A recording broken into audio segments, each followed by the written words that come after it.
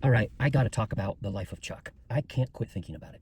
If you haven't seen The Life of Chuck, do yourself a favor. Show yourself some love and go watch that show. I heard a reviewer say, she said, this healed me in ways I didn't know I needed healing. And that's right. There's just some stories that the world needs, that people need. And there's something about Stephen King. He knows what makes us afraid, and he knows the human condition, so he can really hone in on what makes us afraid, which makes him so good at horror. But he knows, even at an existential level, what makes us afraid. And then that gives him the ability to really tell these touching stories. I don't want to spoil it. I'm not going to tell you what it's about. I'm just going to tell you almost word association through each of, there's kind of three parts, but through each one of these parts, the feelings I had. It starts out, and I'm not going to tell you anything, with a scenario I was not expecting. That was so unique, and it was so sad. It resonated because I could see this is how people would react. This is exactly how I could see things playing out. And that is handled with just so much humanity.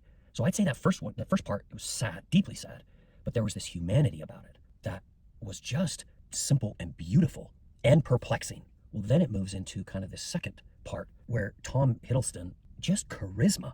Everything about this second part. I mean, if you've watched things like Walter Mitty, The Secret Life of Walter Mitty, or that scene in 500 Days of Summer where Joseph Gordon-Levitt just starts dancing to Hall & Oates, and it's kind of whimsical, and people start joining in, and you're like, what?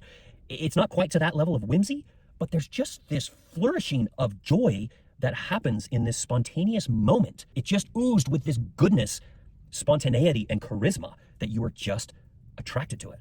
And then the final part, it's just got this honesty and this beauty, and it puts a bow on the entire movie, but it's like it doesn't tie that bow. It makes you kind of tie that bow and brings the whole thing together. So if you're confused at first, just roll with it, because it comes together, but it lets you put it together.